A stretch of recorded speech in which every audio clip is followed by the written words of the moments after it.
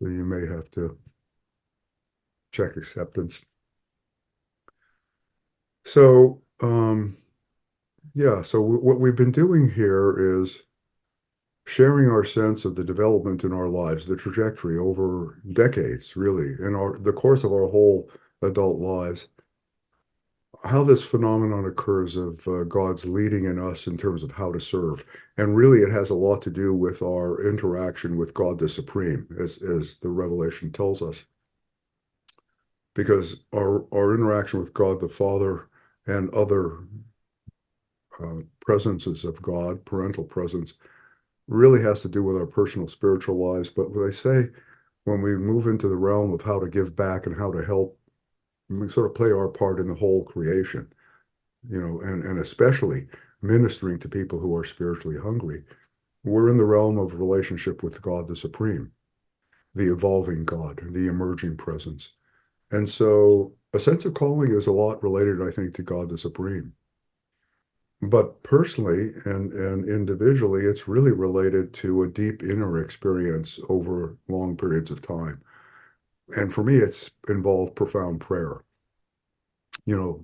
beseeching God, really asking God sincerely and repeatedly and persistently, how can I serve?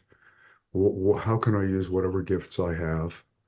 How can you help me? How can I work with you to serve more effectively? So we've been sharing our personal stories along those lines and taking our time with that, really getting to know each other and our backgrounds. And I want to share with you a little bit about where I've been with all of that. And I don't think I've ever shared this whole story in one place with a group of people. So I thought it might be good to actually record it in case it might be interesting to folks who aren't here out ahead. So, very briefly, I mean, I grew up in a Jewish family, so I didn't have a Christian background, which I think was helpful for me, actually. My parents were Holocaust survivors, and that's a whole story. Um, my mom Hungarian, my dad Polish, and they came over to Canada after the war, and after all, their entire families were destroyed in the Holocaust. I mean, hundreds of people. So they met in Canada, Montreal, and I grew up there. And then, long story short, we moved to Los Angeles, where I spent my high school years. And around that time, I started really getting involved in spiritual search. I got heavily into yoga, Eastern philosophies, and I really got hungry. I wanted to know really what was going on, what the big picture is. I wouldn't, I even was formulating it back then. I said, I was like a pretty big question mark. And I won't bore you with the details. Somewhere in there, I ran across the Urantia book. I was 17, and it was like boom, that was it for me. I knew exactly. Very shortly after I got it, I really began to have a sense of what this thing was, and it took me a couple of years to read it and get familiar with the entire text and have the whole vision. But within a few months, I knew that I was dealing with something that was radically different than anything that I had ever encountered, and really was like nothing else that existed evolutionarily, and B, that would really shape who I was. And quickly it became more than just reading a book, obviously, for any of us. It became a living relationship with God, right? Uh, which is outside the realms of any book. It's relationships. It's the heart of the gospel, right? Um, and the subtle journey of sensing spirits leading sort of started to happen. And shortly after that, well, not shortly, yeah, well, about 3 years after I found the book, I started getting involved in the very early movement. So I found it in 68 and started going to conferences. First one was in 71 in Los Angeles. It was the first conference outside of Chicago that I really think had been organized. There were 100 people there. Some people came from Chicago, Christie and Martin, and some people came down from Berkeley who were associated with Vern Grimsley and the early Family of God Foundation work, which I won't go into a lot of detail. I'll describe it briefly.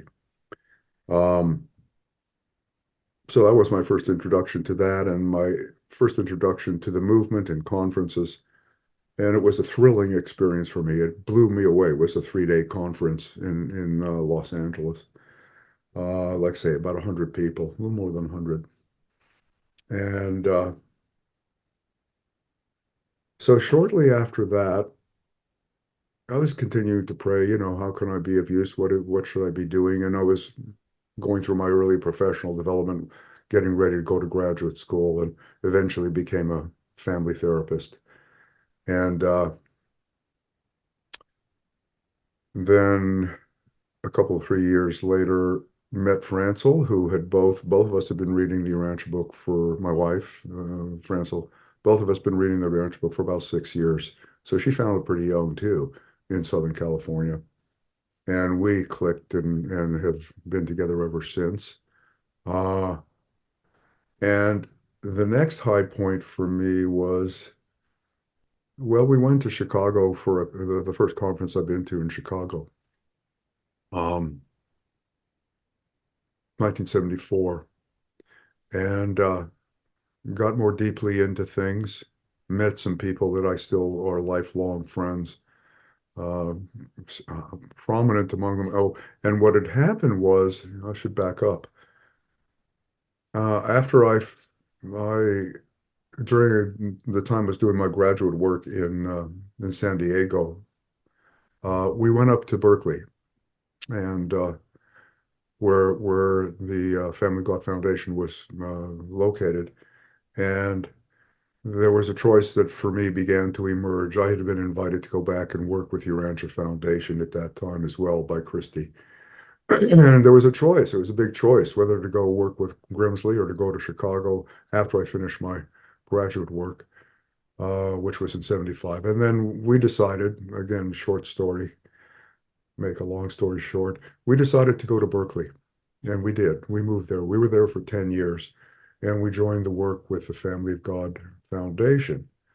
Um, and so backing up now, going to that first conference in Chicago in 1974, we were already in association with the folks in Berkeley and planning to make that move. Um, and that was a very formative time for me in my sense of ministry.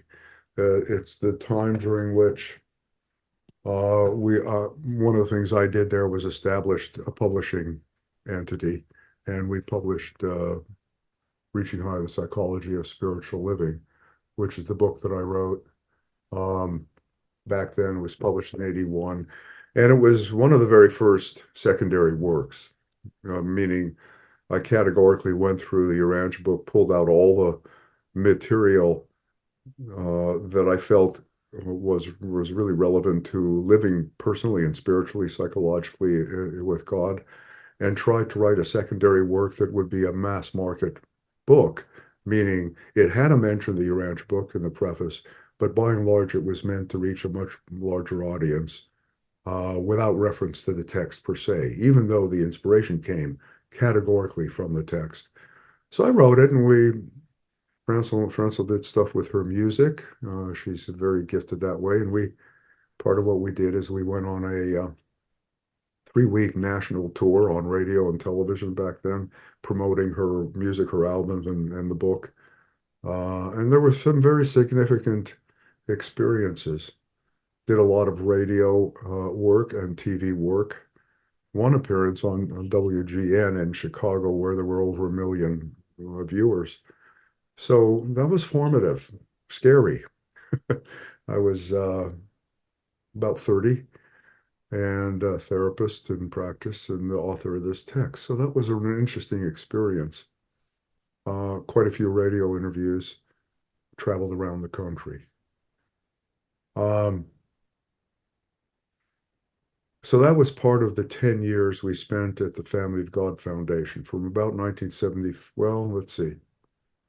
Yeah, from about 1975 to about 1980, late 1984 into early 1985.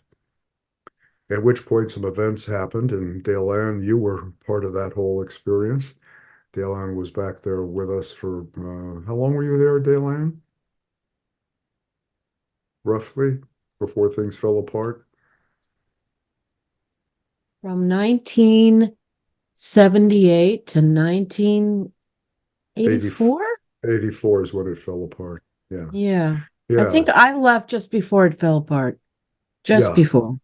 Yeah. So thank you. Yeah, so it fell apart, right? And several of you know what happened who were part of that whole history. There have been two great, what I'd call cataclysms or disruptive events in the history of the Urantia movement. That was one of them.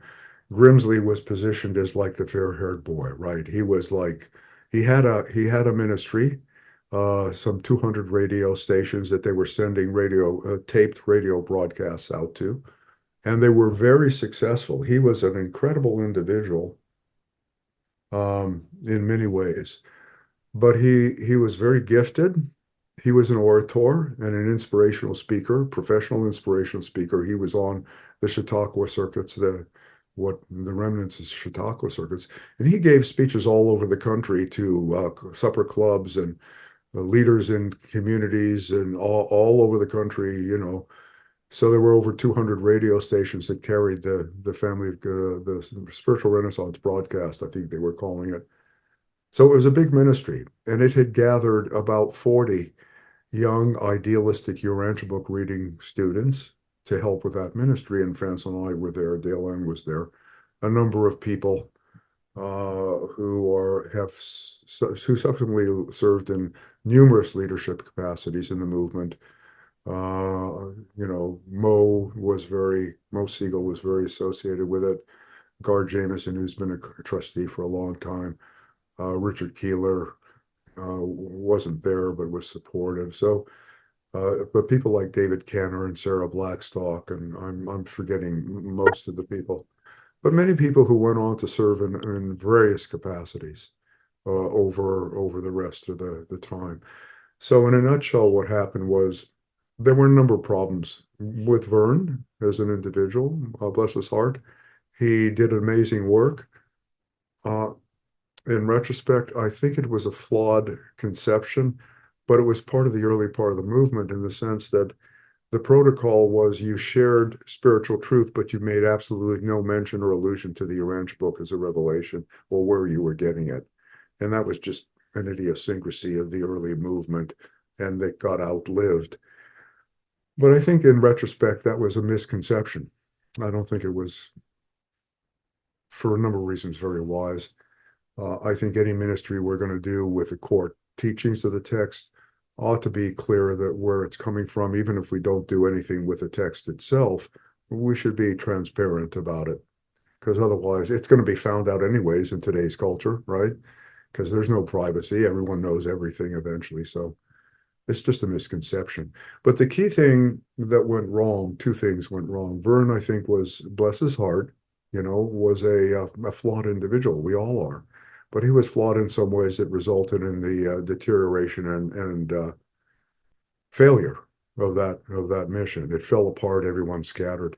But the other thing was as part of that deterioration, he got messages about World War III. Now, nuclear stuff was happening rife during that time, the early 80s. So it was in the news. I don't know where he got it. And no one has any idea whether it was genuine, whether he heard angelic voices or whatever. But he thought his job was to warn the movement about nuclear catastrophe pending nuclear catastrophe. This again is really a nutshell. He left, the group moved out to the edges of the Bay Area, bought a property and took shelter, quote unquote. And it was very explosive to use the word mildly in the Urantia movement, and tremendously controversial. The large majority of the movement rejected him and his ministry, and the thing fell apart in a nutshell, right? That was late 84, 85. Francis and I left early in that process. Got to watch my time here. We have about an hour or so. But I want you to have a sense of the context of some of this that's going on now. Um, in the debacle that was developing there, people left at different times. We left about 4 or 5 months before it fell apart. I reached the conclusion that he was delusional in some sense, and pretty narcissistic in his own ways, a limited human being, um, but incredibly talented and brilliant in his own way. It was just a weird mixture. Anyways, when it fell apart, he and Nancy and a couple of other supporters moved out to Yosemite area and set up shop and continued in a very limited way to do that ministry until he died in the early 2000s. Francis and I moved to Boulder, Colorado. Marvin, you Yeah. should have explained that Nancy was his wife. Oh You yeah, just said Nancy Grimsley. Nancy. Yeah, Vernon Nancy Grimsley was Vern Grimsley's wife, and a couple of other friends. Ron Craig, particularly among them, moved there and has been there supportive to Nancy primarily, and also uh, I just saw it today, maintaining a website that's a remnant of Vern's work that has all of the broadcast catalog, which I think is a good legacy. But that was the end of that in the movement. The other big explosive thing that happened in the Urantia movement broadly is in 1989, the split between the fellowship and the foundation around publications and the publishing of the text. And I'm not going to go at all into that history, but we're all familiar with it. Unfolding down to the present day, where all kinds of efforts for the last 10, 15 years toward reunification and healing the wounds of that have been developing very nicely and are going forward very nicely. But back to 1985, Francel and I moved to Boulder.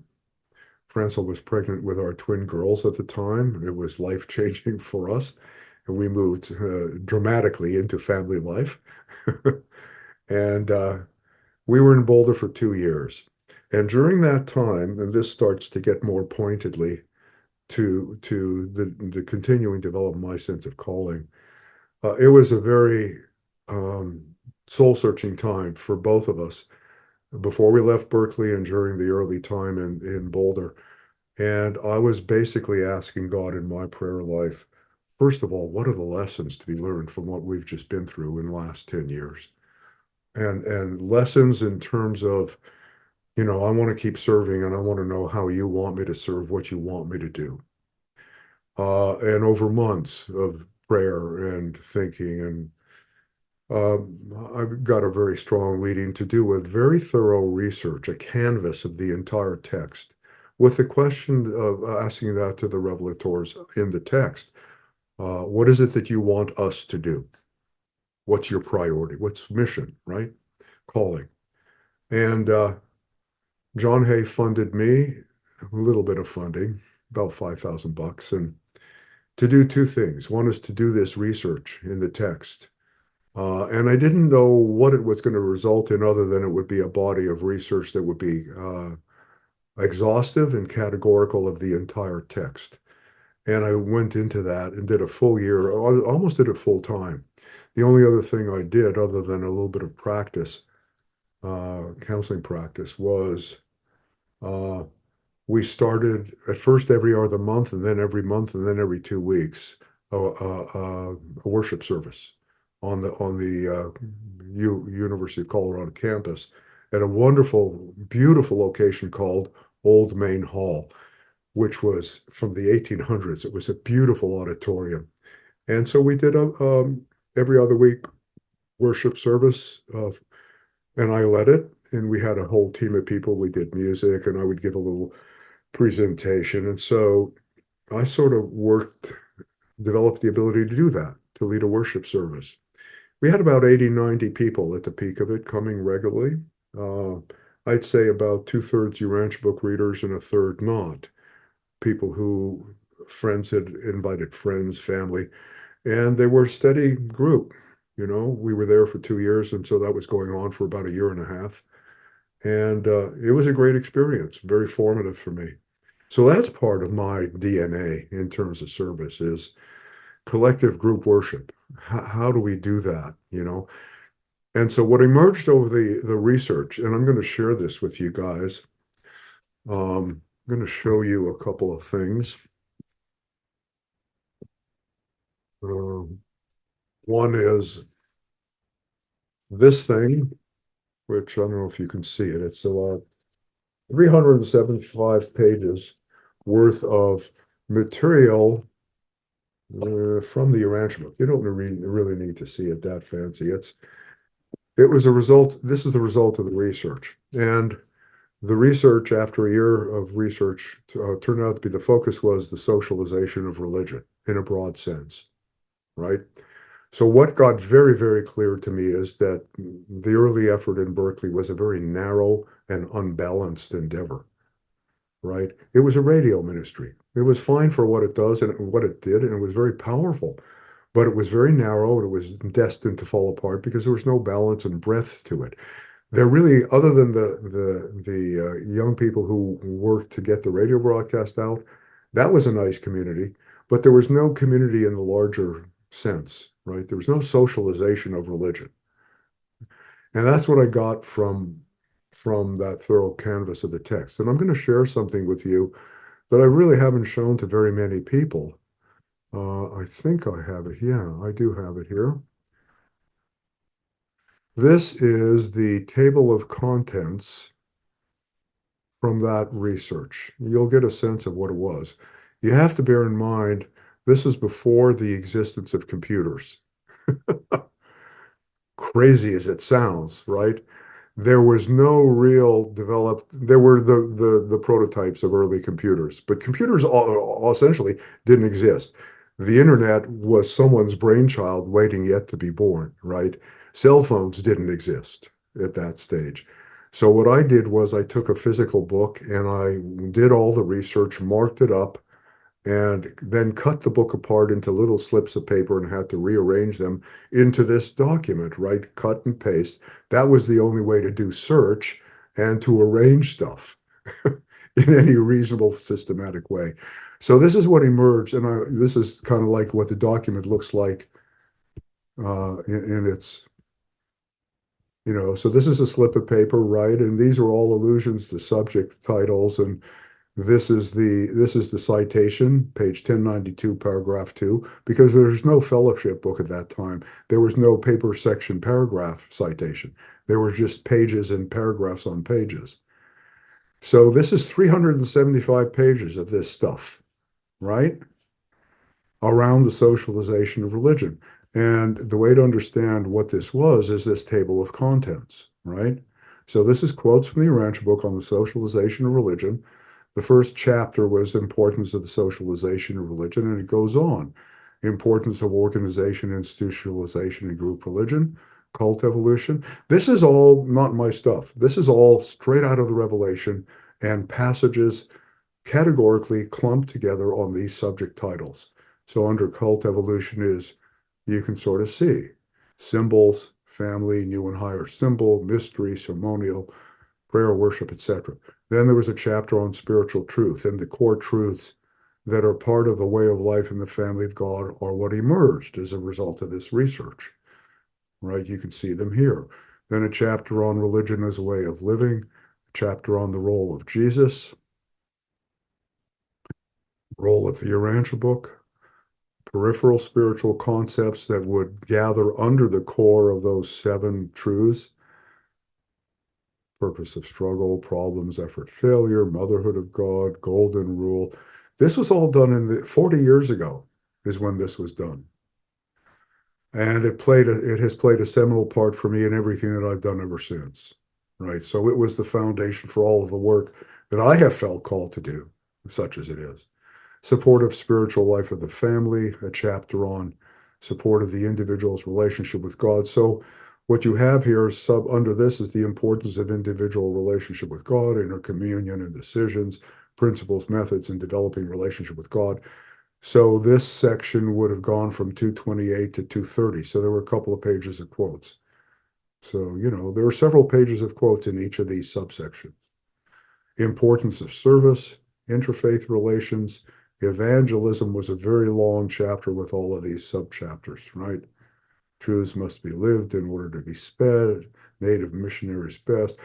This is an exhaustive compilation of the text on these topics. Leadership qualities, which is very interesting to look at. Training teachers and leaders. Uh, and that's the end of it, down to page 375. So Um, I still expect, if I live so long and we gather a good group of students, to maybe do some categorical teaching from this body of work, because it really is the basis of what would be several graduate courses in leadership development. As I say, it's exhaustive. And so then, after doing these worship services and doing this research and feeling like, okay, now I feel like I have a sense of marching orders. It was still huge, and there was still, I needed to distill it. But at that point, I continued to be praying about it, a sense of calling, and we left Colorado, went back to Berkeley. Of course, Grimsley and company were long gone to Yosemite, and I went back and went full time to seminary because I wanted to get from the evolutionary traditions this whole thing of the. What I did was I went back and was going to get a doctorate in the history and sociology of religion to really get a sense of how this is done, the socialization of religion. Because what I got very clearly is the only way we are going to have an impact in the world as an evolutionary movement is to effectively mobilize as a broad evolutionary movement, evolve a culture around the central truths of the gospel, and prepare ourselves to go out into the world and uplift global culture. That's what I was getting from all of this research in the Revelation. And there was, you had to do it in a balanced and broad way, culturally, and in broad numbers. And that's the nature of the task that the revelators are saying, look, you want to make a difference, this is what you're going to have to get engaged in. There's no shortcuts. And you're talking about a multi-generational effort over centuries. Really, if you're going to accomplish this, right? Otherwise, you're in pipe dreams. So you have to be comprehensive. You have to figure a way to include the text of the book somehow as reference and means to end. Jesus, excuse me, Jesus obviously is central to the effort because of who he is and all of part four and the gorgeous lessons of his life. And we must become Jesus living again in our own lives, right? Because he's God. He's the master. So Jesus plays a central role, but it's not Christianity. We have to do it a brand new way, right? That it really goes off in a different direction. And really what became clear is it really needed to be focused front and center. There's you can think of a movement as being centric around one of three elements, right? It can either be book centric, which is what the Urantia movement currently is by and large. We are in danger of becoming largely a small movement of the religion about a book, the way Christianity is the religion about Jesus. What's front and center, what preoccupies us is this amazing book and studying this book. So we can be Urantia book centric. We can be Jesus centric and then do a variation of Christianity, which is also, all these are things that are happening in our movement now already, right? The third way of being centric is to be gospel centric, to basically look at what the heart of the gospel is that Jesus taught and be about the business of becoming living exemplars of that changed way of life, right? So and this all came out of the research, right? You can make the two mistakes of it being about a book like bibliolatry or being about Jesus, which Jesus says, don't do this. Don't make this about me. Of course, Christianity went about ignoring him entirely and made it entirely about him. So it's systemically, it's not right, right? It's misconfigured. Or we can make it about the gospel and how the gospel changes us. The gospel Jesus taught, right? A way of life in the family of God is my best description of it, of this culture that needs to be broadly spread and to inseminate global culture with a dramatic vision of a different way of life and who we are together as people in the family of God, right? Sisters and brothers, etc. So that all came out of the research and then was really strongly affirmed by going back and studying the history and sociology of religion. And the next stage of things, and I think I'm actually moving through this fairly quickly, Um, the next stage of things was to really try to hone and develop a vision, a vision statement or a vision piece of what it is that might serve eventually in some imagined future, uh, a vehicle for the accomplishment of some of these purposes, right? What would that look like? Because I took very much to heart what I heard my dear friend and brother say often enough, Steve Dreyer. It's an old aphorism in educational philosophy. He said, if you don't know where you're going, you end up someplace else. Steve was great with wisdom. Uh, if you don't know where you're going, you will end up someplace else. So the Urantia movement is in danger of a number of things. One is to becoming a cult about the book, which it largely is at this point, with some notable exceptions, a lot of notable exceptions. Um, but the other danger is that we're like cats that are unherded, right? Going off in 20 million different directions and not a whole lot of coherence to anything happening, right? So if you don't know where you're going, you're going to end up someplace else. So at some point, we have to articulate a vision of where it is we could go that would be globally transformative, right? So that really began, and that all came out of the research. You know, if you're not going to do something narrow that's going to fall apart or something ineffective because you're not doing it right, you've got to figure out how to do something comprehensive and broad that is going to be enculturating for our movement and then enculturating for the world. Otherwise, you're blowing in the wind. You know, you're not going to accomplish much. So what does that vision look like? And something that would really, we're going to need lots of people to work at something over generations, hundreds of years, really, to accomplish what they're saying you need to accomplish. So I hope I'm not boring you. Are you guys with me so far? Okay. Okay. So the next Good thing stuff. good. Yeah. So the next stuff I'll share is, share screen. So the effort to develop a vision statement, and that's what this is, right? This is the website at familyofgodfellowship.org, right? Very easy to remember. Just remember Family of God Fellowship, you know, this name, .org. So you can get there anytime. And this is the only thing that's on that website. And it is a vision statement, right? For some future formation of a fellowship that is galvanizing for the uplift of global culture with these ideals. Um, and that also points to something much larger than any organization or institution. And we'll get to that because we're going to go through this not comprehensively, but to catch the high points. And at some point, if you're interested, we'll go over this in some detail. So there's a purpose and statement of faith, which sets out the overall thing. So first, you know, theologically, it's the purpose of God, infinite and eternal creator, a universal father and supreme mother. And then there's a, you know, one. So you go down to the bottom here and one. There's a statement about language, right?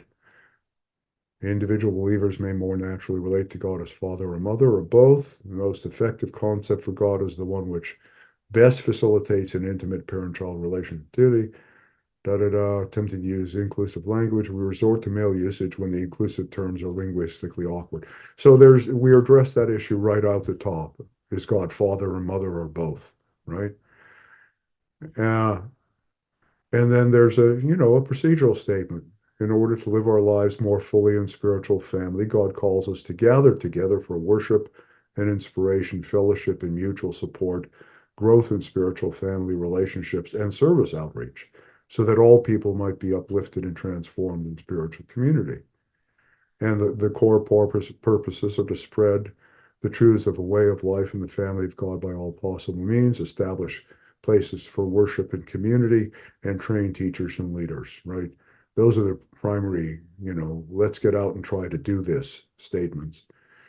Uh, and here's the core statement of philosophy, which I'll leave you to read as you wish. And then there's the articulation of, participants in the family God actually aspire to an actual way of living. So it's got to be experiential and transformative.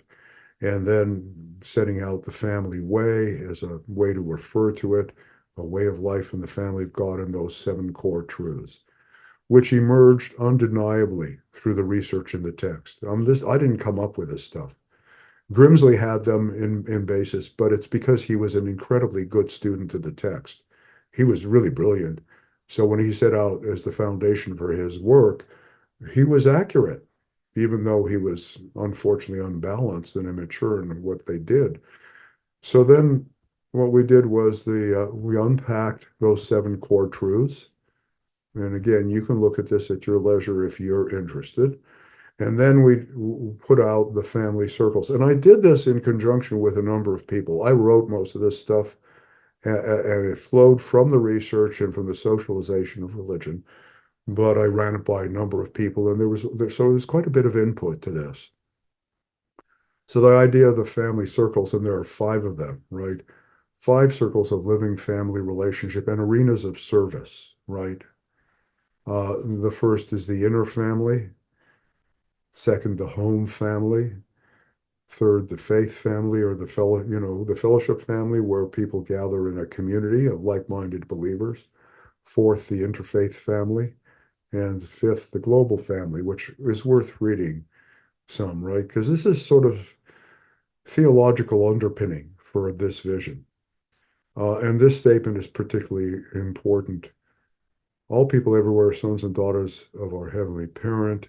God, the original person, created each human being as a person, one who can know and be known and be loved, even if we're not yet aware of being God's child, even if we question or reject the very existence of God, each of us is still God's child by virtue of his having made us.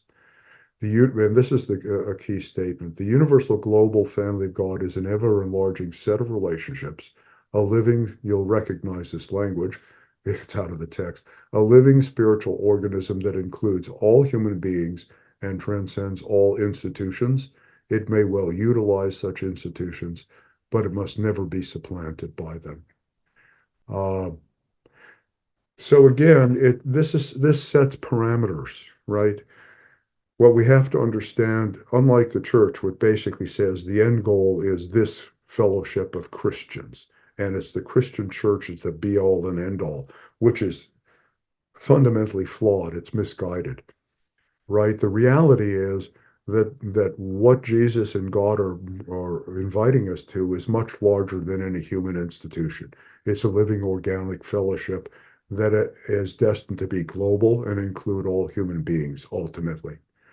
And any institution, including anything like the Family of God Fellowship or any particular gatherings or organizations, are means to the end of that larger set of relationships, right? They're institutional means to an end. And they're a lower order phenomenon than the larger organic reality. So that's important to really understand the nature of any organized effort in relation to the larger whole. And Jesus got that. So then there's this a segment on the role of the Urantia book, which is important, and the role of Jesus. And then I'll just go through this because this is important. In summary, the family way is an actual way of living moment to moment in vital family relationships with God and with other people, while recognizing that no set of human understandings can provide a complete or final grasp of truth. See, now that's very important. You know, we're just partially on the way, right? No matter what we do, there's more to be discovered, right? Life in the family of God rests on the foundation of seven primary truths or qualities of spiritual family life. It is parental, spiritual parent-child relationship, fraternal, intimate, indwelling spirit, directional, will of God, affectionate, secure, and trusting, love, eternal life, and faith. In order to be potent, however, these truths must come alive in our daily experience. They cannot be simply ideas we understand and believe. They must be truths we increasingly live out and become. The power of the family way lies in its ability to unify human experience if it becomes an actual way of living. There's great life coherence for the believer in the integration of family relationships on all conceivable levels, from the inner family to the home family, from the faith family of the local fellowship to the interfaith family of all believers, from the global family of all human beings to the universe family of all beings in God's vast creation. So with that, I'll stop share. You guys can go look at this as insofar as you're interested, and it's a very carefully wrought document developed really over a couple of decades. Even the last finishing touches recently, just a couple of years ago. And I keep looking at it, and I don't think there's anything left to do at this point in tweaking it. It's pretty much where it needs to be left. Um, and it remains out there as a vision statement of something in the future, but something that I think, we can think about that this might be where we want to go overall. So that's the purpose of this, right? So having done that, then there began to be, for me, in my sense of calling, a whole set of questions as to, okay, what am I supposed to do now with all of this? Because it's huge. And it's basically, it's got to be something that many, many people address at some point. If it's not now, it's going to be in the future, something along these lines. And it's going to need to be multi-frontal, hundreds of people, thousands of people eventually called to do work along these lines somehow to bring this reality to be in the world, to bring the global family of God into existence as a functional sociological, historical reality on our world.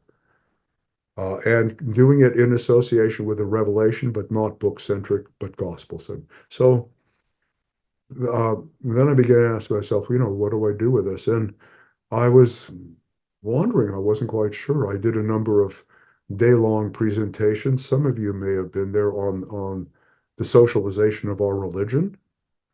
Bill and Kay may have been there. I did one in Chicago and the Bay Area and Oklahoma City. I went around and did some day-long seminars. And then I sort of floundered around a little bit. Um, we did a worship service up in Seattle, but raising kids was too preoccupying and career. So things got put on hold until about 7, 8, 9 years ago. I'm going to ask you to hold on, Andre, on any questions. Um, but I'll come back to you. Um, and then about 7 or 8 years ago, uh, I took all this stuff and I went to a conference, and Urantia University was just being formed. It had been there about 10 years, but they were just beginning to conceptualize how they wanted to proceed, the board of directors. And it was smaller than it is now. Um, but Elizabeth was executive director, and the board of same basic folks that are there now. And I brought all this to them. We had lunch. I remember vividly. It was a conference back east. And I sat down and I said, I put this all in front of us. I said, I'm trying to figure out how to move forward with all this. And even though it was very little of what I've shared with you today, it was just basically showing them the research and trying to give them some sense of what had come out of it. The website page had not yet been fully developed. It was there, but it was still in earlier form. And they got it. They really got it. And we got it. Elizabeth saw it immediately. And we all began to move forward collaboratively on doing some things to try and move forward in realizing some of this vision and realizing the crucial importance of the emphasis of the symbolism of the family of God in what's evolving in our movement evolutionarily. So it's been just an incredibly satisfying and fruitful partnership. One of the first things we did is we did what was called a thought leader forum that was entitled the higher symbolism of higher civilization, which laid out some of these core thoughts, and it was a call to service broadly. And then I worked to develop the 10-week course, and I did it first in our local study group, and then I did it with Urantia University, A Way of Life in the Family of God, a course in spiritual formation, which many of you have been through. some a couple of times. That was a methodical presentation of the core seven truths and a vision for all of this. And we did it 6 or 7 times, and we had probably 300, 400 people come through, maybe two to 300 people come through. Many leaders in the Urantia movement. Who all took that course here? Maybe raise your hands. Angela, were you there for that? I thought you were. I don't remember. What's the name again? It's called A Way of Life in the Family of God, a course in spiritual formation. It was a 10-week course, No. 10-week course, yeah. So Bill and Kay, you guys were there. Um, yeah, so I mean, a number of you were there. So you have a sense of what that did, right? It pretty well articulated the vision, but it was about how do I get into this and be in this milieu and grow within this conception of what the spiritual life is about and what the revelation is about. And I think it was fairly successful. Um, and I'm probably going to teach that again, but there just isn't time right now because there are too many Mm-hmm. other things going on. Yeah. Um, what was next was, and I was doing I hit some roadblocks personally. I actually, in retrospect, for about 6, 8 months, I think what I had was long COVID. Mm. And I couldn't do anything. I was floored. It was a terrible experience. I I couldn't remember put that. one thought in front of the other. Um, and so I didn't know what was going to happen after that. But I came out of it, thank goodness, and then resumed. That was a hiccup, pretty serious one, but then resumed the effort of trying to discern my sense of calling as to what was next. And what emerged was I needed to work with a group of people to develop a new forum and basically some kind of new way to gather and form community and begin to move forward with this kind of vision in a comprehensive way in the Urantia movement. And I didn't quite know how to put that together. Something more than the course at UUI. And again, this is all in response to ongoing prayer, trying to get a sense, kind of eke out what it is that could be a direction that could actually begin to work toward realization of these things.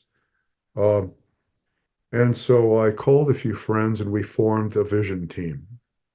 And that was myself, Elizabeth Callahan, Angie Thurston, Paula Thompson, um, Alice Wood, and a friend of mine, Will Rucker, who was an African American minister here in Las Vegas, part of the Interfaith Council I work with. Very dynamic young guy. He's in his 40s, gay, ran a worship service that had been going successfully here for a while, but not a ranch book reader. So he was part of the vision team. And we met for a year. And we came up with the format and the whole idea and the vision of Homecoming, a spiritual family gathering as an online worship service and associated ministries, this being one of them, a training forum. Another one that I'm still yet to really work with Angie and April Helen, and that is to do small group work, triads, their triad model from the Progress Project, which I think we will still incorporate as a satellite function with Homecoming as the main vehicle. And along the way, I don't think I shared that in this group. Well, I'll share it here. I've had lots of urges and inklings as to directions to take. All of what I've been sharing with you is part of that. But I had two experiences that for me, what I consider straight little revelatory gifts. I don't have that experience very often. Some people have that experience where I think I shared there was, well, I think I did share it. Did I share it last time? Yeah, here in the group, which was the symbol of the three concentric, not the three concentric circles, but the three, what I'm calling the family circles, was just, I woke up and there it was, and I'd been asking for a long time for a visual. What could we use as a visual symbol to represent all of this? And, we did necklaces. So, there's this, you can sort of see it. You've seen it before. Um, And I put this on and take it off every night. And for me, it's a very powerful ritualistic exercise of envisioning the whole thing and recommitting to it, you know? So it's utilitarian. So there's that symbol, and there's also the word homecoming, which I've never had an experience quite like that, where I was out in the backyard and we were looking for how to conceptualize. This is the vision team. What do we call this thing? You know, this new kind of online worship service. And I just said, you know, what do we call this? And boom, it was like in like millisecond, the word was just in my mind. And I didn't think about it. It just, so I consider that a little gift. And everyone loved it and we ran with it, you know. So it's the rest is a little bit of recent history. So that's been growing and developing, and that sort of brings us up current. There's probably just one thing I want to show you that's sort of the current explication of it. Let me just go there and so I'll share it with you. Give me a sec here. Uh, oops. You know, the only way to share screen here is you have to set it up ahead of time, and then you can do it. So,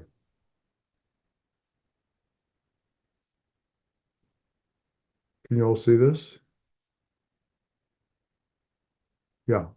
So this is the current web page. This is the home page at urantiauniversity.org, right?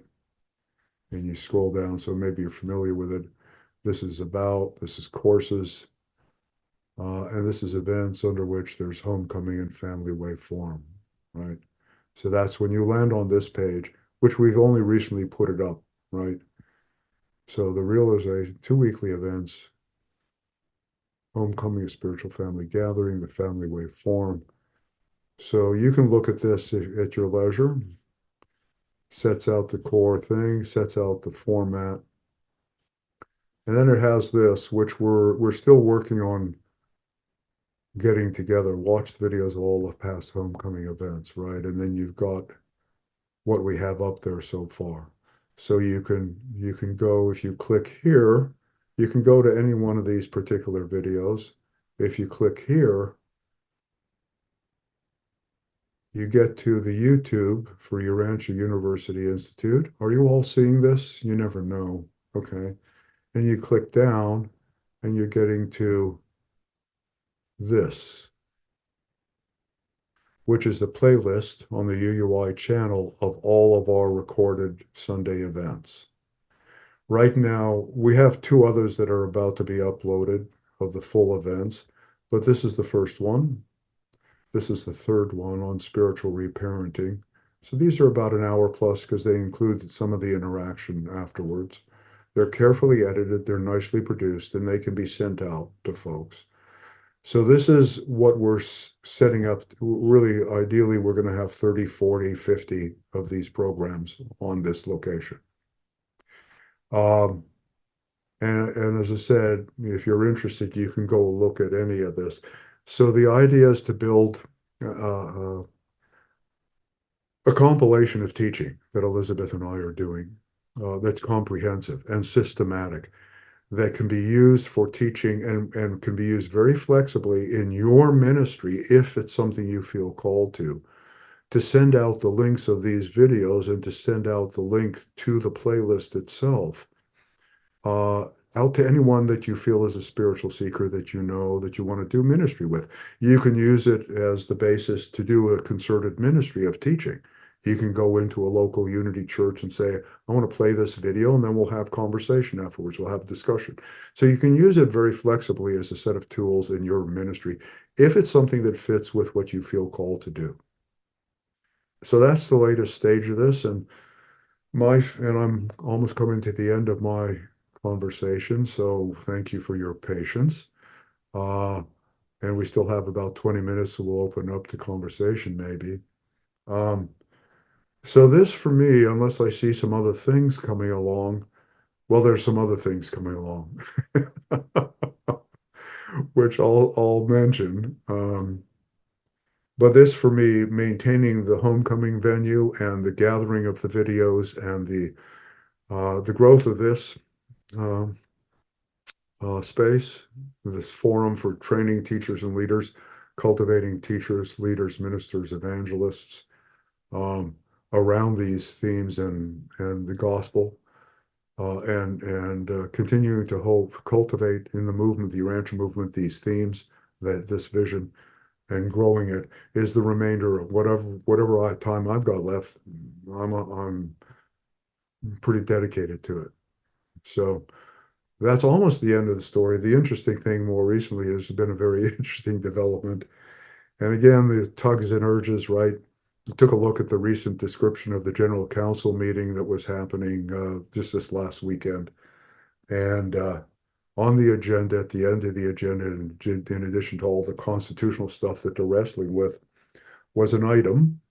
And when I went through it, I looked at it, and then I had to go back and look at this item again because I couldn't, it didn't leave me alone. And the item was IC 26 chair, volunteers needed. And this is probably the only other emphasis for me that has been dominating over decades for me, in addition to what I've shared with you, and that is the quest for unity, functional unity in the Urantia movement. And so I called Sue Seacom and I had a conversation with her, and then she put me on the agenda this past weekend. I said, I'm willing to volunteer with a set of conditions, and that is that the Fellowship Council empowers me to move forward with a single unified large international conference that is co-sponsored by the Fellowship, the Foundation, and Urantia Association, and that also international UAI, and that also has UUI as maybe sort of programmatically very involved, Urantia University. And she said, wonderful, that's great, because it fits with her Unity initiative that she's been moving forward with, and that is developing at the UAI end as well. I've spoken with Gaetan Charland. So there's been lots of good conversation. Long story short, um, I shared some of these thoughts in the council meeting on the weekend, and they unanimously said, yes, please go ahead. And they've asked me to go ahead and do that. We're probably looking at 2027 because it's going to take us 3 years to do this. And we need to get buy-in from the foundation and UAI, but I think it's not going to be hard to get.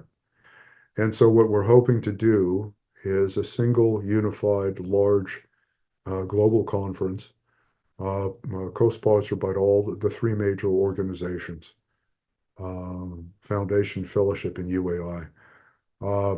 And my hope is, to put something like these themes around the family of God somewhere in there as the overarching galvanizing theme for that gathering.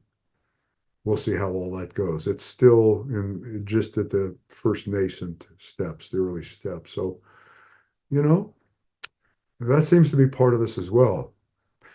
And so that's getting close to the end of what I want to share with you all. And what I want to say in closing is all of it, every single bit of it, is basically my best effort to respond to what's going on in my personal spiritual life. And I think this is going on in all of our lives. I just think we need to pay attention to it and say yes when asked, in a sense.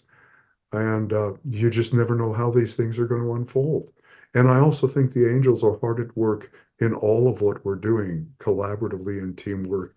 It's happening everywhere. Uh, so that's the end of it for me. And I think I'm going to go ahead and stop recording because unless, well, I'll just ask you guys if you want to be part of this recorded part. We may edit it, so regardless, but I'll leave the recording going. Go ahead, Roy, and then I'd love to get your thoughts and feedback and anything you have to share around your sense of calling in association with any of this or in association with nothing of this. Doesn't matter. Go ahead, Roy, and then Andre, then anyone else. Okay, excellent. That was just excellent, Marvin, and I really enjoyed it. It was great. It was nothing like listening to a good story. I recently received a message, and Mhm. I that you are going to do a spotlight series with the foundation, or you've done it? Um, No, could you it's just coming. clarify that? Yeah, let me share.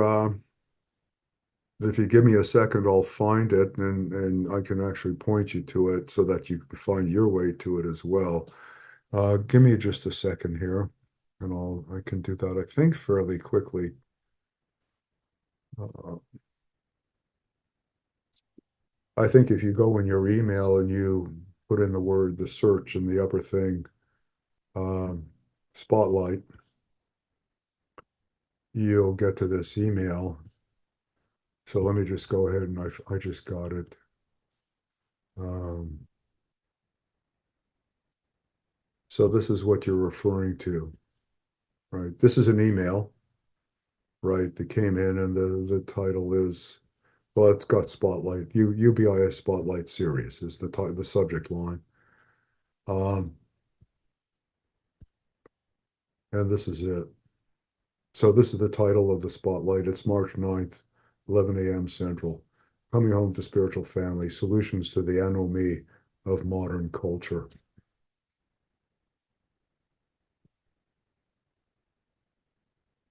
So yeah, this is one more thing that's going on. And there are other things as well. So you can take a look at this. Marvin, Uh, this will definitely be recorded, correct? The yes, Spotlight series, because yeah, yeah. yeah. They have something. This is the Urantia Foundation Mhm. function, right? The Right. Spotlight series. Uh, um, yeah, I've done some stuff with the UAI that's along similar lines. I mean, every opportunity I have to articulate some of this stuff in various ways is happening. There's going to be a big 2-day forum that the foundation is doing with 10 speakers in June. That's going to be an online forum over 2 days, 10 speakers an hour each, that is focused on family, the family concept in the Urantia book. And I'm going to be doing, I think, the closing one of those presentations at the end of the 2 days. And that's also going to be along, I've given Joanne all the stuff for that. It's going to be along similar lines. So, I mean, what we're doing here in every which way we can, me and working with lots of people, everyone's very supportive and doing other things that are related to this. Bill and Kay's work on God as Mother has lots of synergy with this, and other people doing lots of things. But there's just a growing understanding of the power of the symbolism of the family of God to unify us, move us forward, and really give us a vision. And this is not me. I'm just doing some careful work from the revelation. That's really, this is straight out of what the revelators are giving us as what I consider a set of marching orders. So there's, if anything is original, it's me just pulling stuff in a systematic way and trying to be effective at communicating it. Um, Yeah, so yeah, thanks, Roy. Any other question, Roy, or did that speak to what your thought? No, that was, well, I love the word enemy. Love that. But yeah, thanks.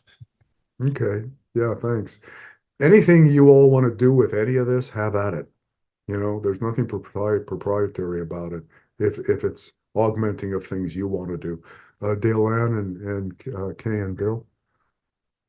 Do we know yet, or do you have any ideas yet, or whoever does it, for the theme for 26, 27, whatever it's going to be?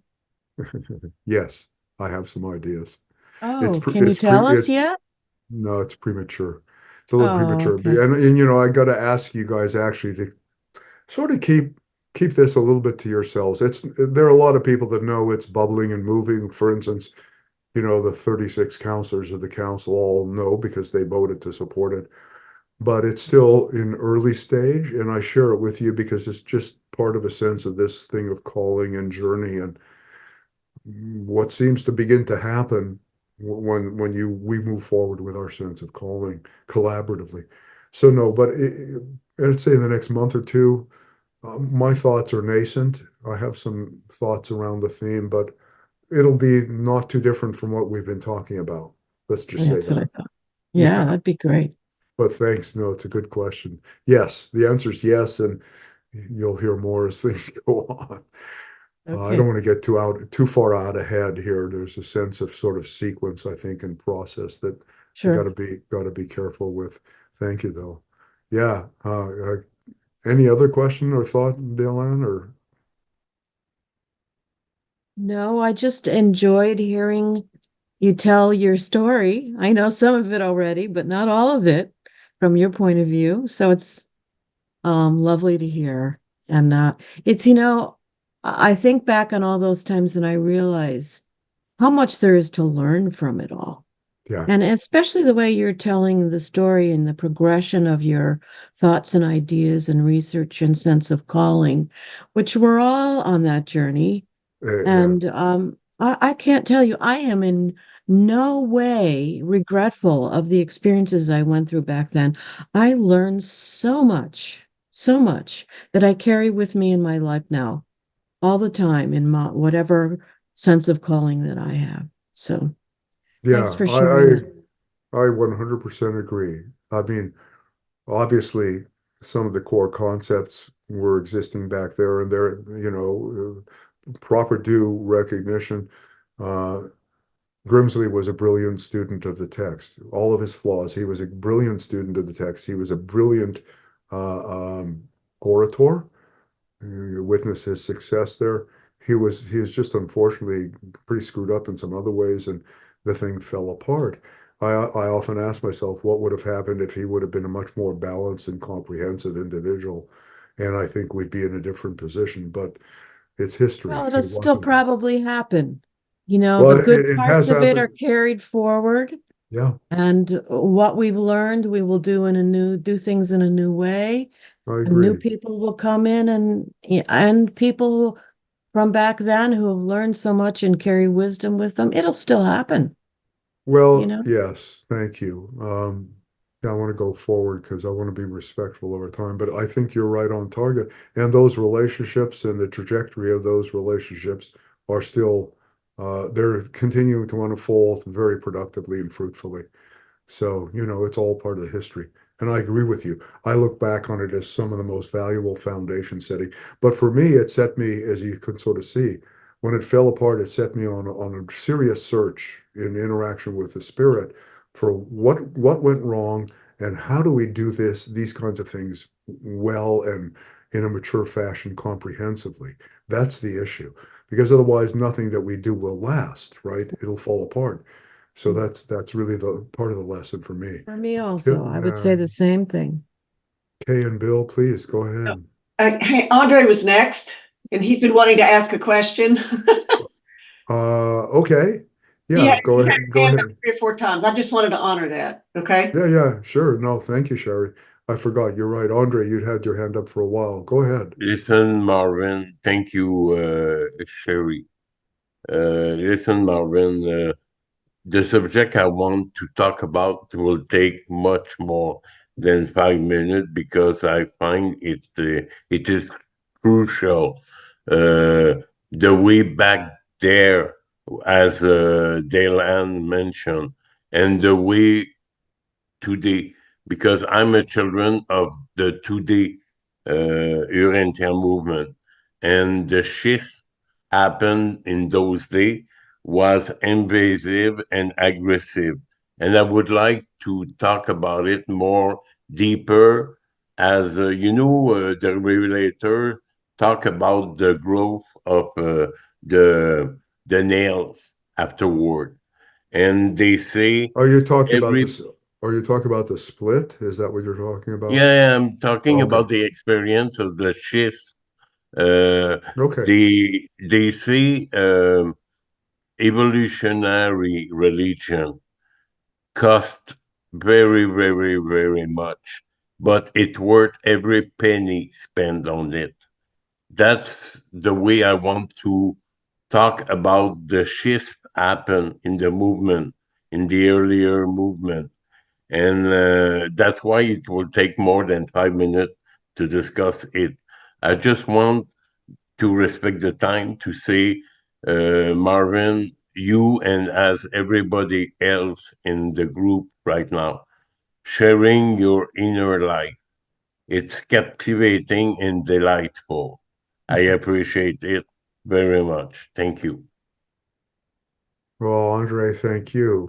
Thank you for that lovely expression of support. And I think you're right. I mean, I think the more each of us can share what's going on in our lives with God inwardly and do so, you know, recognizing all of us, our flaws, our limitations. We all have them, right? None of this is straight 100% forward. There's a lot of back and forth and 3 steps forward, 2 steps back. Hey, But Marvin, is your booklet the socialization of religion? Is it possible to put the end on it? put the end on it. We grab it and read it. He, Oh, he was wondering if your 375-page document is available. yeah, not yet. Okay. No, it's thick and it's comprehensive and it's not for everybody. But I think Okay, in thank this you. forum, especially as it develops after we move through our stages of really getting together, and I think other people who have been in and out of this may want to join us. I know Kurt has said Kurt Zero wants to be here, but he's in the middle of a move and he'll rejoin us. You know, he was here for one of our times. But once we settle down and we know each other and we're meeting regularly and it sort of stabilizes, that's one of the things that's a possibility is to first of all to go ahead and look comprehensively at that website page and really have conversations about it, and also to begin to do some work in exploring that document or parts of it. Parts of it are Okay, more relevant than merci, Marvin. And in the following homecoming, keep me apart to discuss the schist, please. Thank you. the fifth. Schism, the schism of the organization, the Okay. split, the terrible, invasive, and aggressive situation. So, Andre, what you're sharing, we're going to definitely get to you here, Bill and Kay, and we may go over a little bit, which is fine with me. Whoever wants to stay can. I'm saying not more than 10 minutes after our half past the hour. So we'll get back to you too, Dale. What I want to say, Andre, which is very important, here in this conversation, we're having a lot of discussion that is UB related, right?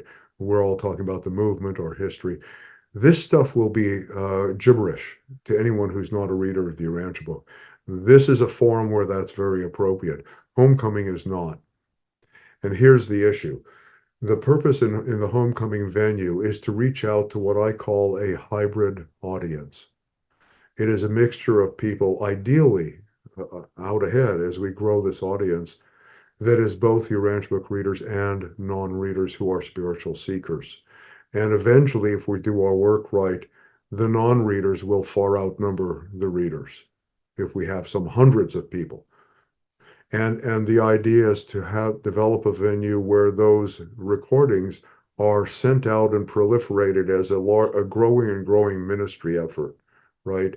Because they are meant to be teaching endeavors as well as community building. They're meant to be teaching endeavors per se.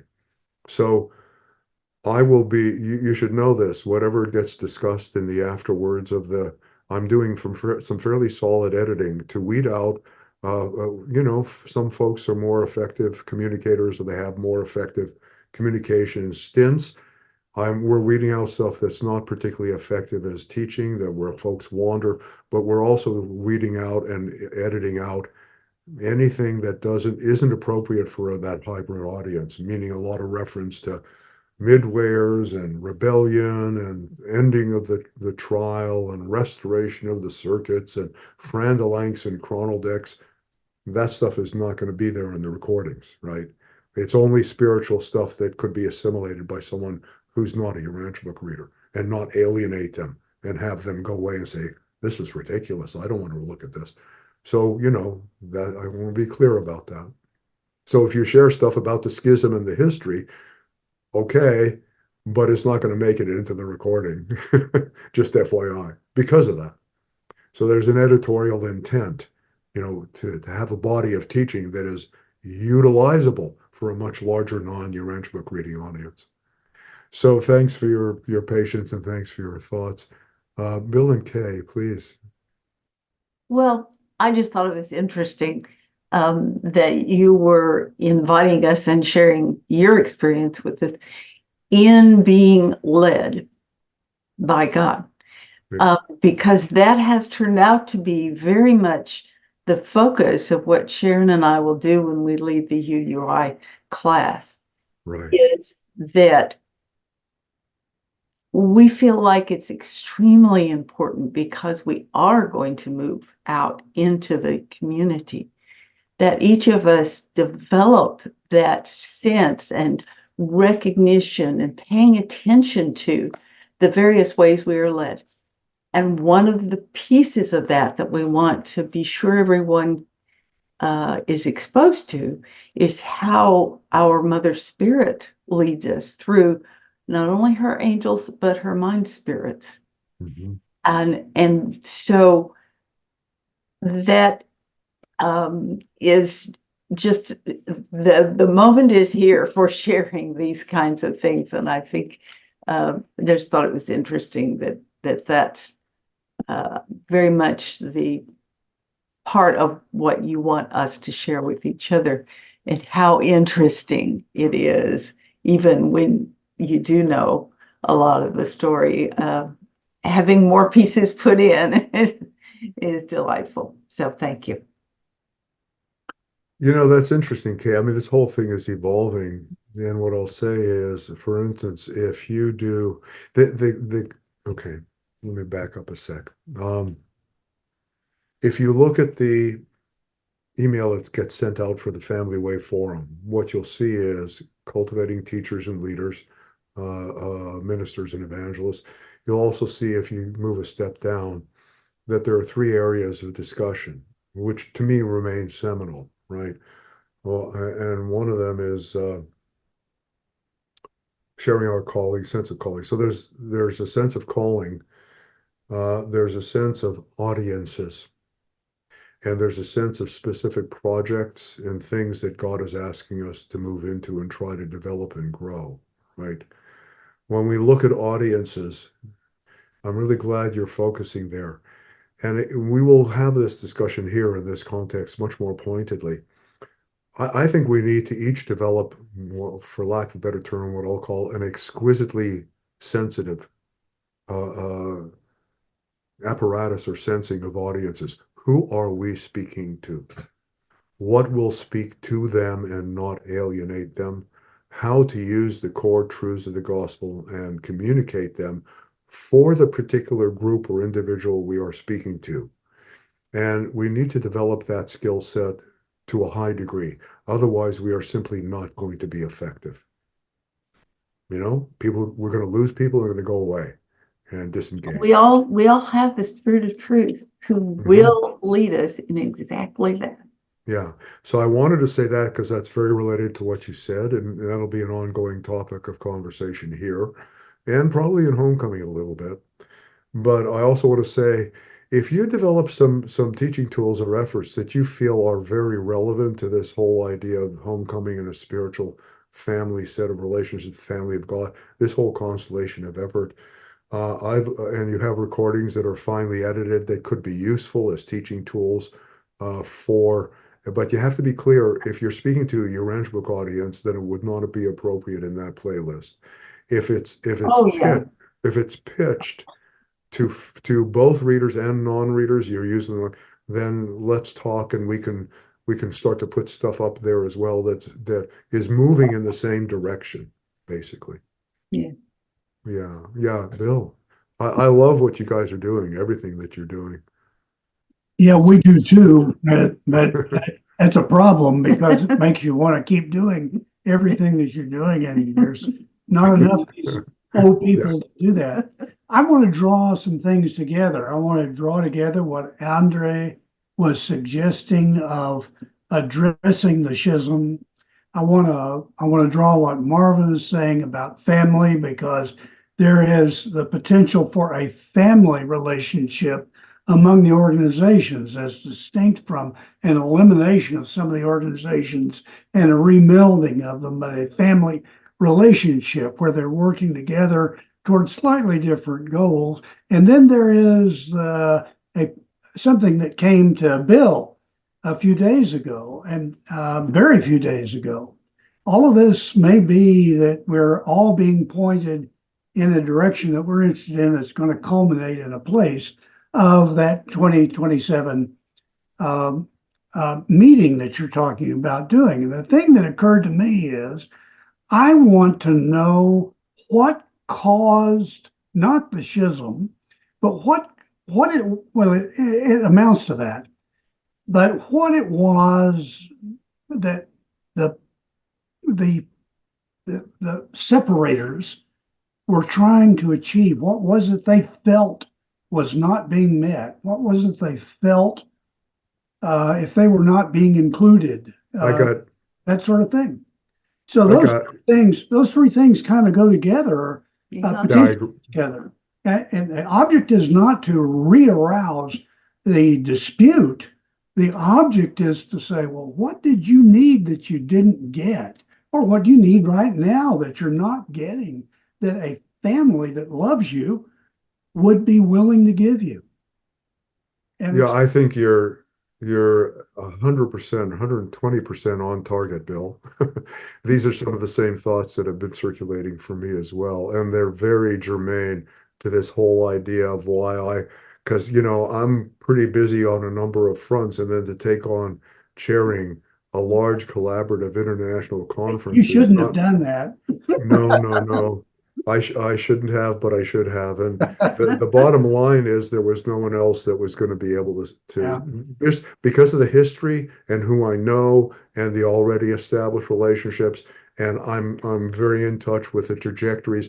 The other thing is, for 10 years, I functioned as what was called, I left this out of the history, what's called a liaison chair for the fellowship.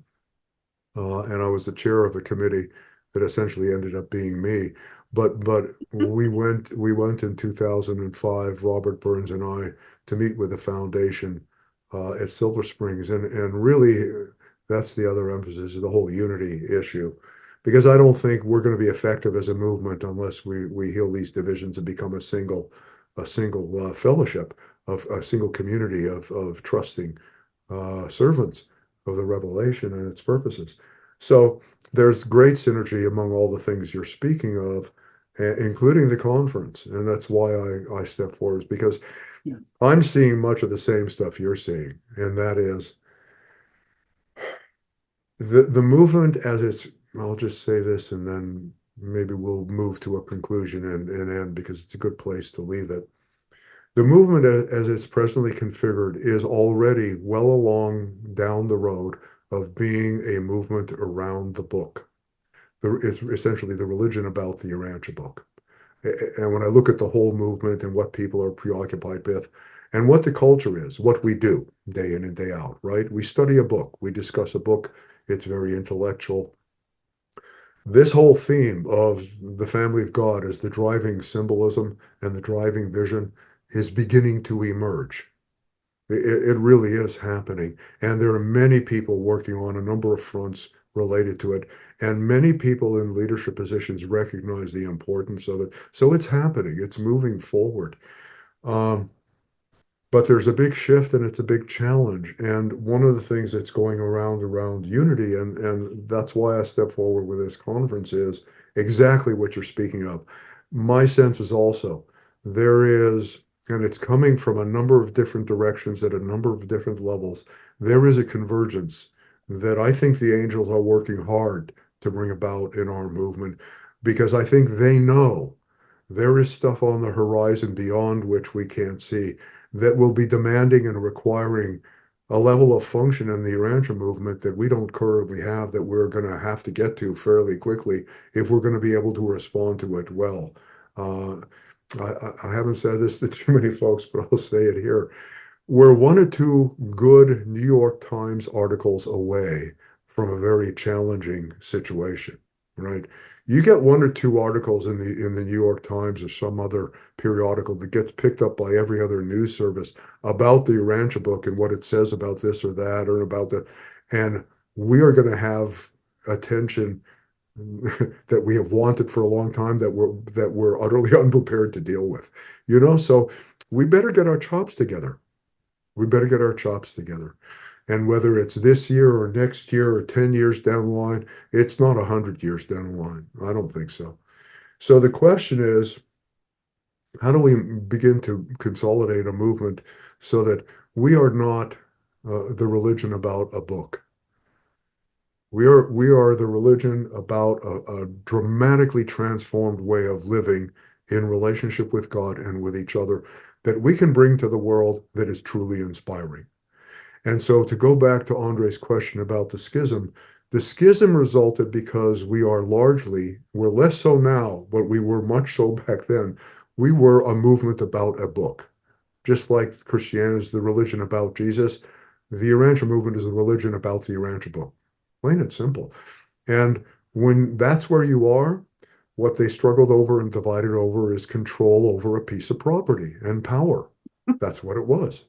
It's the text. It's who gets to publish the text. And it's an old battle, thankfully, that's done, right? It's behind us in our history.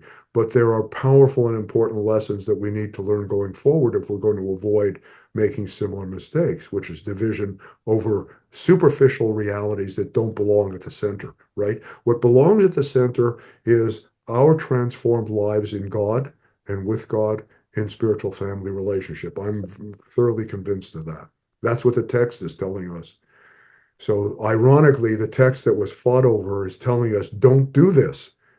So we better stop doing it and start doing what they're telling us to do, or else we're going to keep colliding into brick walls and bruising ourselves and doing nothing well very effectively. So it was about the control for the book. And fortunately, within 10, 15 years, we got past that. And we're no longer really doing that. The book is in the public domain. And slowly but surely, the movement is beginning to embrace a culture about a different vision.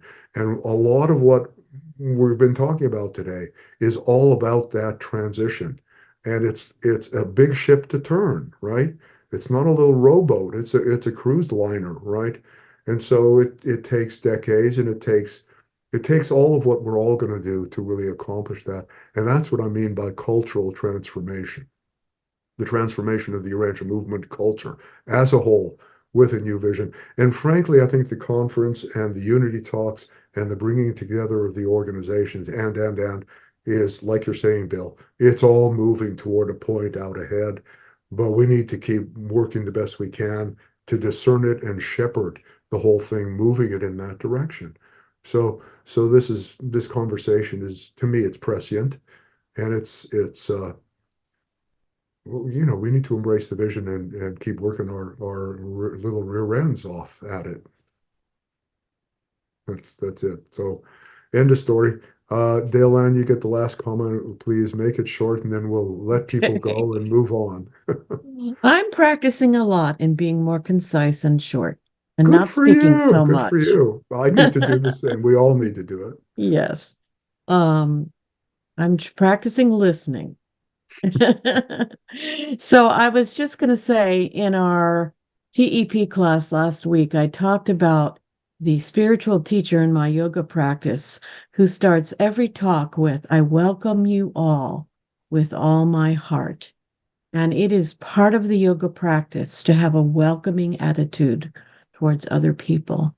And what that means to me, I hope that we can learn the importance of that as more important than what we know about the book. Not to say that I don't love the book and everything in it, and to share it and study it with other Urantia book readers, but we still don't have enough an attitude of welcoming towards other people. And that's a form of love. And I think that has to be, I feel that way, Marvin. I've expressed this in many cafes and other classes that the most important thing in the world is to carry the message of love, that we are not alone and God loves us unmeasurably, you know? Absolutely. Absolutely. Thank you. That's a wonderful, wonderful place to leave us.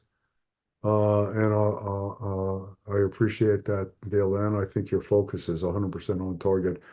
And I agree. We have to create a culture where people who are not readers of the Urantia book are not only welcome, but celebrated, right? We love being with you. We love having your input in your journey, your faith journey. And so, I mean, in setting up for homecoming, I tried to think of a way to sort of start out off each broadcast. And it's something like, welcome all of you, each of us with God and all of us together in spiritual family. Welcome to homecoming. So, that the idea is we set the stage with that vision. We all are welcome. We all are overjoyed that we all are here. We are spiritual family together. And if we can keep that up and grow that momentum, we have a shot in a few hundred years, 500, 600 years, at really making an impact in the world. So let's stay in prayer. Let's close with a moment of quiet prayer and contemplation and asking God for God's help.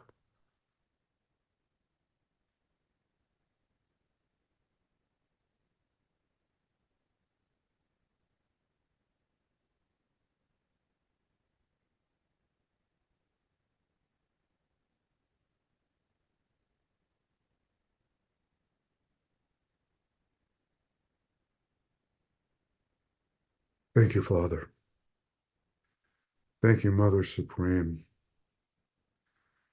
Thank you, Jesus, our wonderful eldest brother and creator father of our local cosmos.